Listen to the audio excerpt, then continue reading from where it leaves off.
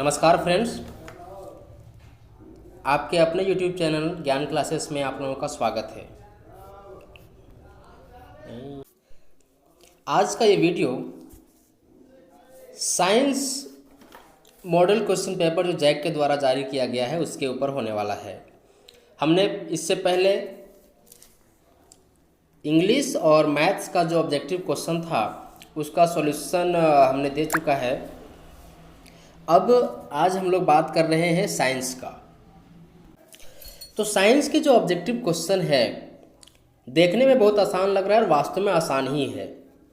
अगर आपने सीधे जो चैप्टर्स थे अगर वो आपने उनको ध्यान से पढ़ा है तो आपके द्वारा इन सारे सवालों का जवाब दिया जा सकता है। तो चलिए उन सारे सवालों का जवाब आज हम लोग मिल करके ढूंढते हैं और जानने का कोशिश करते हैं कि आखिर इन सवालों का जवाब क्या होगा। साथ ही साथ संबंधित सवालों का और जो उसमें सवाल जो बन सकते हैं इसी क्वेश्चन से वो क्या क्या होगा उसको हम लोग अभी देखते चलेंगे। ठीक है, तो चलिए अब शुरू करते हैं। पहला क्वेश्चन कहता है कि प्रकाश की किरणें गमन करती हैं। तो प्रकाश की जो किरणें गमन करती है वो किस प्रकार से गमन करती हैं? सीधी रेखा में, टेढ़ी रेखा में, किसी भी दिशा में गमन करती है या उपयुक्त सभी? तो प्रकाश जो है वो हमेशा सीधी रेखा में ही गमन करती है, अर्थात इसका आंसर क हो जाएगा। तो एक सीधी रेखा में गमन करती है तो इसको हम कैसे प्रूव कर सकते हैं? देखिए, मान लेते हैं कि एक घर है, ठीक है, जिसमें एक रूम है जो इस प्रकार से होता है, बरामदा से होता हुआ यहाँ कोना में जा कर के और इधर से आपका ये एंट्री है मान लेते हैं। ठीक है, तो अगर ये लाइट सीधा रेखा में गमन नहीं करता, अगर घूम घूम के ये गमन कर सकता था तो ये इधर से होता हुआ, ठीक है, ये इधर से होता हुआ इधर से घूम करके इधर चला जाता, लेकिन ऐसा होता नहीं है। किसी भी प्रकाश स्रोत से जब लाइटें निकलती है तो बिल्कुल सीधी रेखा में ही गमन करती है, अर्थात इसका आंसर हो जाएगा ए। दूसरा, निर्वात में प्रकाश की चाल होती है। पहला है 3 × 10⁸ मीटर प्रति सेकेंड, 3 × 10⁸ सेंटीमीटर पर सेकेंड, 3 × 10⁸ किलोमीटर पर सेकेंड और 3 × 10⁸ मिलीमीटर पर सेकेंड। तो ये क्वेश्चन बहुत आसान है।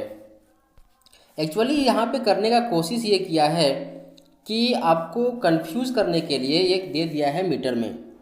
हम लोग जानते हैं कि प्रकाश का जो चाल है वो होता है 3 लाख किलोमीटर पर सेकेंड, और इसी को अगर हम मीटर में चेंज करें तो क्या करना पड़ेगा? हमको 1000 से गुना करना पड़ेगा। और इस 1000 के लिए हम लिख सकते हैं कि 10⁻³ और ये गुना का साइन यही रह जाएगा। और देखिए 3 लाख कितना जीरो है? 5 जीरो है, तो ये हो जाएगा 3 × 10⁵। आप जानते हैं मैथमेटिक्स के रूल के हिसाब से अगर बेस सेम होता है तो पावर क्या होता है? जुड़ जाता है। तो ये हो जाएगा 3 × 10⁵ और 3 8 मीटर, क्योंकि इसको मीटर में बदलने के लिए हमने क्या किया था? 1000 से गुना किया था, तो मीटर पर सेकेंड, अर्थात इसका आंसर जो हो जाएगा हमारा वो होगा ए, 3 × 10⁸ मीटर पर सेकेंड। नेक्स्ट क्वेश्चन है, स्पष्ट देखने की न्यूनतम दूरी कितनी है? तो स्पष्ट देखने की जो न्यूनतम दूरी है वो होती है 25 सेंटीमीटर। ये आपका प्रकाश के परावर्तन रंग बिरंगा संसार से क्वेश्चन दिया हुआ है, ये होता है 25 सेंटीमीटर। धारा मापने के यंत्र को कहते हैं, तो धारा मापने के यंत्र को कहते हैं एमीटर। ठीक है, अगर ये एक धारा है, मान लेते हैं इसमें ये पथ है और इसमें कुछ करंट जा रहा है, तो ये जा रहा है कि नहीं, इसलिए क्या होता है? तो ये होता है गैल्वेनोमीटर। इस प्रकार की सुई होती है, तो ये गैल्वेनोमीटर क्या होगा? अगर ये करंट इधर से जाएगा तो ये डिफ्लेक्ट हो जाएगा, तो ये हम लोग इससे भी पता कर सकते हैं कि हाँ करंट जा रहा है। नेक्स्ट सवाल, V/I का अनुपात कहलाता है। तो V/I का अनुपात क्या कहलाता है? बात को समझिए, क्वेश्चन को थोड़ा सा घुमाया है। ये बोल रहा है कि V/I = क्या होता है? तो हम लोग जानते हैं कि V = होता है IR। ठीक है, IR। तो ये जो I है अगर ये यहाँ से गुना में है इधर और इधर आएगा तो भागा में, तो V/I इक्वल टू निकलेगा हमारा R। तो इसका मतलब R4 होता है हमारा रेसिस्टेंस, ये प्रतिरोध, इसका का आंसर हो जाएगा। ठीक है, ये का आंसर हो जाएगा। चलिए आगे बढ़ते हैं। दूसरा का पहला बोलता है कि आयरन ऑक्साइड। देखिए संतुलित करने वाले क्वेश्चन का यहाँ पे एक थोड़ा सा समायोजन करने का कोशिश करा है कि आयरन ऑक्साइड, देखिए आपको जब संतुलित करते हो तो एक तो आपको रिएक्शन दिया हुआ होता है और दूसरा शब्द में दिया हुआ होता है। तो यहाँ पे तो हमको शब्द में नहीं दिया हुआ है, लेकिन जब आप पहचानोगे यौगिकों को तो आपको बनाने में या जानने में आसानी होगा। तो चलिए इस क्वेश्चन का बात करते हैं। यहाँ कहता है कि आयरन ऑक्साइड जो है वो एल्युमिनियम के साथ अभिक्रिया करा और बनाता है एल्युमिनियम ऑक्साइड और आयरन। यहाँ पे समझने वाली बात ये है कि देखिए आयरन क्या किया है कि इस ऑक्सीजन को एल्युमिनियम क्या किया है कि आयरन को विस्थापित कर दिया है। ये जो प्रोडक्ट बना रहा है उसमें देखिए कि आयरन के स्थान पे खुद एल्युमिनियम बैठ गया है, तो ये विस्थापित कर दिया। तो विस्थापित किया, इसका मतलब क्या हुआ कि ये विस्थापन अभिक्रिया है। ये कैसी अभिक्रिया है? तो ये विस्थापन अभिक्रिया है, इसका घ आंसर सही होगा। सिरका में कौन सा अम्ल पाया जाता है? बहुत आसान सवाल है, आप सब जानते हैं एसिटिक अम्ल पाया जाता है। साधारण नमक का सूत्र क्या है? तो साधारण नमक का सूत्र है NaCl। तो NaCl को क्या कहते हैं? NaCl को कहते हैं हम लोग सोडियम क्लोराइड। ठीक है, सोडियम क्लोराइड। नेक्स्ट सवाल है, किसी विलयन का pH मान अगर 5 है तो वह क्या होगा? अम्लीय, क्षारीय, लवणीय या फिर कुछ नहीं होगा। देखिए आप जो यहाँ पे जानते हैं कि अभी जानते हैं कि जो pH स्केल है उसमें, ठीक है, ये 0 से लेके 14 तक का वैल्यू होता है, जिसके बीचों बीच में होता है 7। अब अगर कोई भी तत्व, ठीक है, अगर कोई भी या विलयन का जो pH मान है वो 0 से 7 के बीच में आएगा तो वो कैसा उसका प्रकृति होगा? उसका प्रकृति अम्लीय हो जाएगा। और अगर कोई भी तत्व जो है वो आता है 7 से 14 के बीच में तो इसका प्रकृति हो जाएगा हमारा क्षारीय। ठीक है, तो क्षारीय हो गया। और अगर 7 हो गया, पूरे फिक्स 7, तो क्या होता है? तो वो हमारा हो जाता है उदासीन। तो अर्थात यहाँ पे जो आंसर हमारा सही होगा वो हो जाएगा कि ये जो विलयन है वो 5 है, इसका आंसर। इसका जो pH मान है वो 5 है, इसका मतलब ये हो जाएगा अम्लीय हो जाएगा। कैल्शियम ऑक्सीक्लोराइड का जो यहाँ पे दिया हुआ है यौगिक का प्रचलित नाम क्या है? तो आप सब जानते हैं कि इसका प्रचलित नाम विरंजक चूर्ण है। देखिए यहाँ पे जो कुछ होते हैं ना, जैसे कि प्लास्टर ऑफ पेरिस है, उसके बाद धोने का सोडा है, खाने का सोडा है, इनमें से एक क्वेश्चन तो रहता ही रहता है हमेशा कि इनका रासायनिक सूत्र क्या, इसका क्या किसका रासायनिक सूत्र है या इनको क्या कहा जाता है। ठीक है, तो आप इसको यहाँ से ध्यान से कर लोगे। आगे बढ़े तो खाली स्थानों को भरें। एक अवतल दर्पण की वक्रता त्रिज्या r है तो उसकी फोकस दूरी कितना होगा? ठीक है, तो आप जानते हैं कि अगर एक अवतल दर्पण है तो अवतल दर्पण कैसा होता है? आप सब जानते हैं कि अवतल दर्पण का जो परावर्तक पृष्ठ होता है वो कैसा होता है? वो धंसा हुआ होता है, मतलब ये बाहर से पेंटेड होगा। तो इस प्रकार से करें, और ये हमारा है अगर C, ठीक है, तो ये जो F है वो होता है बीचों बीच में।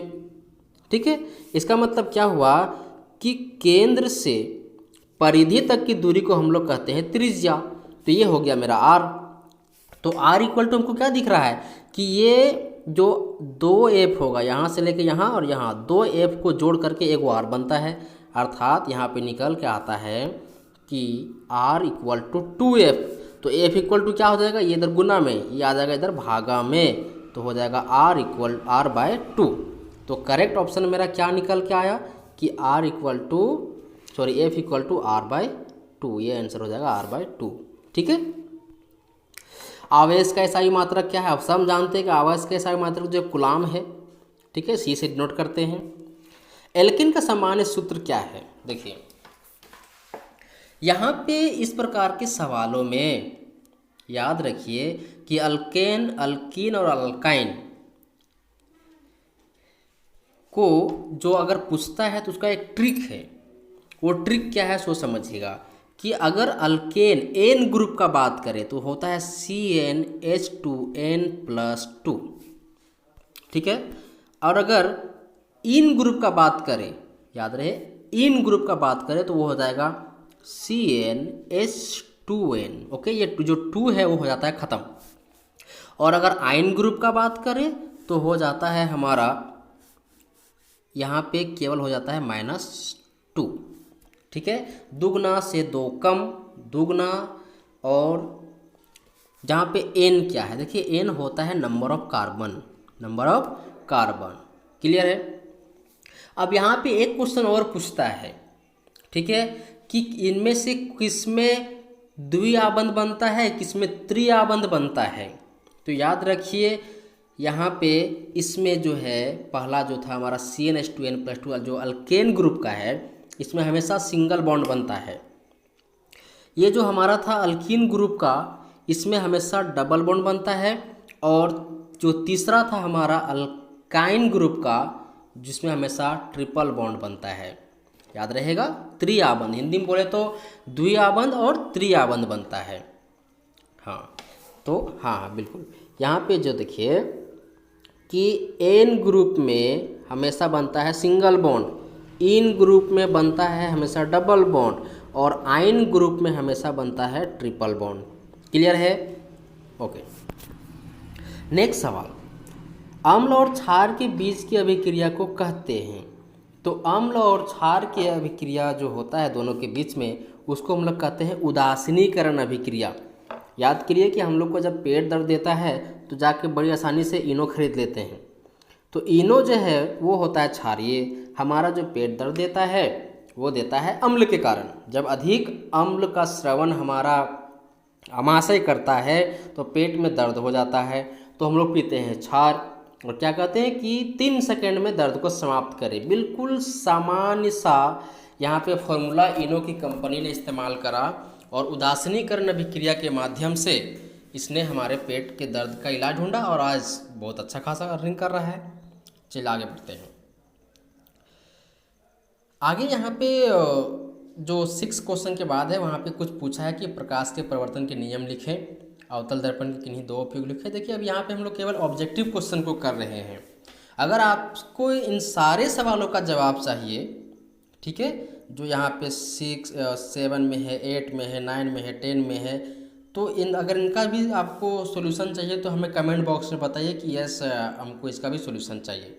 फिलहाल हम इसके अगले जो पड़ाव में जो कुछ ऑब्जेक्टिव क्वेश्चन है उसका बात करते हैं जीव विज्ञान में। तो देखिए यहाँ पे पूछता है मनुष्य के वृक्क एक तंत्र का भाग है जो संबंधित है। तो मनुष्य का वृक्क जो किडनी है वो एक्चुअली हमारे शरीर में जो हम पोषक तत्व खाते हैं उसको छानने का भी काम करता है, और फालतू के सामानों को बाहर निकालने का भी काम करता है। अर्थात ये उत्सर्जन का एक अंग है। नेक्स्ट है कि स्वपोषी पोषण के लिए क्या आवश्यक है। कार्बन डाइऑक्साइड तथा जल, क्लोरोफिल, सूर्य का प्रकाश या उपरोक्त सभी। स्वपोषी पोषण वह पोषण जिसमें पोषणकर्ता अपना भोजन स्वयं बनाता है वह स्वपोषी कहलाता है। तो क्या हम लोग स्वपोषी हैं? क्योंकि हम लोग भी तो खाना बनाते हैं, लेकिन नहीं, हम लोग स्वपोषी नहीं हैं। ओके, तो देखिए प्रकाश संश्लेषण की क्रिया में कार्बन डाइऑक्साइड जरूरत होता है, क्लोरोफिल भी चाहिए होता है, और सूर्य का प्रकाश भी चाहिए होता है। अर्थात इसका करेक्ट ऑप्शन जो होगा वो क्या होगा? इसका करेक्ट ऑप्शन हो जाएगा उपरोक्त सभी, सब कुछ चाहिए हमको। पादप में जाइलम उत्तरदायी है। आप जानते हैं कि जाइलम बेचारा पानी ढोने का काम करता है, तो ये हो जाएगा क। निम्न में से कौन सा मादा जनन तंत्र का भाग नहीं है? तो देखिए अंडाशय, गर्भाशय और डिंब वाहिनी ये सारे मादा जनन तंत्र का भाग होता है, लेकिन शुक्रवाहिका जो है वो पुरुषों में होता है। अर्थात इस क्वेश्चन का आंसर सही होगा शुक्रवाहिका, जो कि मादाओं में पाया नहीं जाता है। लास्ट क्वेश्चन है कि उड़हुल किस प्रकार का पुष्प है? तो भाई उड़हुल जो है वो होता है हमारा द्विलिंगीय पुष्प है। अब यहाँ पे एक चीज़ समझने वाली बात है कि द्विलिंगीय जो है वो क्यों हो गया। देखिए, जब किसी भी पुष्प में या जीव में, ठीक है, अगर केवल यहाँ फूलों का ही बात करें तो अगर नर और मादा दोनों लिंग है तो वो द्विलिंगी कहलाता है। केवल एक ही है नर या मादा, क्या केवल नर या फिर मादा है तो भाई वो कहलाएगा एक लिंगीय। ठीक है, तो यहाँ पे याद रखिएगा कि ये उड़हुल जो है वो द्विलिंगीय होता है। आई होप आपको एक लिंगीय द्विलिंगीय का जो उदाहरण था वो समझ में आ गया हो कि क्या था, इसमें कैसे होता है। ठीक है, ये थे हमारे ऑब्जेक्टिव क्वेश्चन जो आपके साइंस सब्जेक्ट के लिए जैक ने जारी करा है मॉडल क्वेश्चन के रूप में। इन सभी क्वेश्चन के पैटर्नों को देखने से पता चल रहा है कि बहुत ही आसान भाषा में सवाल पूछे जाएंगे, लेकिन हम उनका सभी का आंसर तभी कर पाएंगे जब हम चैप्टर्स का डीप नॉलेज करके रखेंगे। ज़रूरी नहीं है कि यही सवाल आ जाए और ज़रूरी ये भी नहीं है कि यही सवाल नहीं आएगा। अर्थात हमें ऑब्जेक्टिव क्वेश्चन को ध्यान में रख करके अच्छे से पढ़ाई करने की ज़रूरत है। आपका एग्ज़ाम में अभी कुछ समय और बाकी है, अतः आप इन सारे प्रश्नों का जवाब अच्छे से पढ़ के चले। यहाँ पे देखिए विस्थापन अभिक्रिया का अगर उदाहरण दिया है, ठीक है, तो हो सकता है कि अगला बार संयोजन अभिक्रिया का उदाहरण दे दे। ठीक है, तो उन सारे सवालों का जवाब आपको पता करके रखना है। इस वीडियो के माध्यम से हमने आपको ऑब्जेक्टिव क्वेश्चन कराने का कोशिश करा है। आई थिंक ये आपके लिए हेल्पफुल होगा। अगर वीडियो पसंद आता है तो इसको एक लाइक करिए, चैनल पे नए हैं तो सब्सक्राइब करिए और बेल आइकन को हिट कर लीजिए, क्योंकि आगे भी इस प्रकार के मॉडल क्वेश्चन का सॉल्यूशन जो है इसमें अपलोड होते रहेगा। और अगर आपने मैथ, इंग्लिश और एसएसटी के ऑब्जेक्टिव क्वेश्चन का वीडियो अभी तक नहीं देखा है तो इसका लिंक डिस्क्रिप्शन में दिया हुआ है, आप वहां से जा कर के देख सकते हैं। धन्यवाद।